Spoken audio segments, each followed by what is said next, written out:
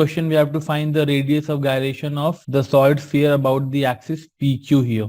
So we have to find the radius of gyration. For that, we'll have to first find out the moment of inertia of the sphere about this axis. So we'll have to use the parallel theorem, parallel axis theorem, of course, right? About its own center of mass, the moment of inertia of the sphere is 2 by 5 mr square, right? And if the radius r is 5, okay, so this is going to be 2r, of course, right?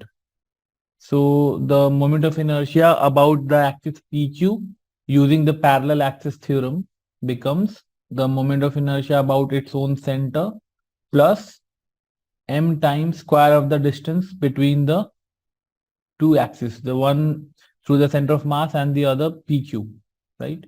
So this is 2r square. This becomes ultimately 4.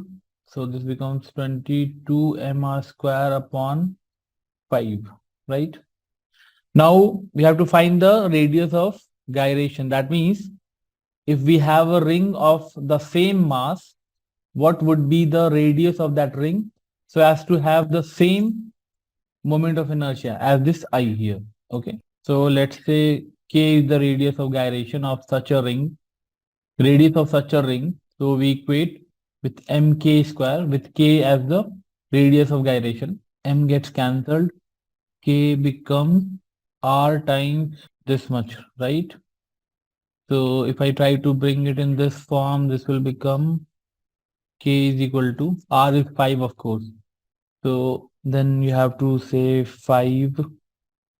Okay, so this becomes root 5 and then 22 into 5 upon 5. So like this. So K is R square root 22 upon 5. I can write it as R root 110 upon 5, right?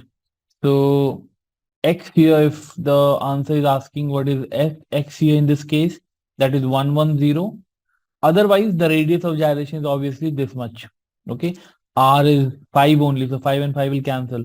So the radius of gyration is coming out to be square root of 110, and for the value of X, that should be 110. So the value of X is this much, and the radius of gyration K is 1 square root of 110.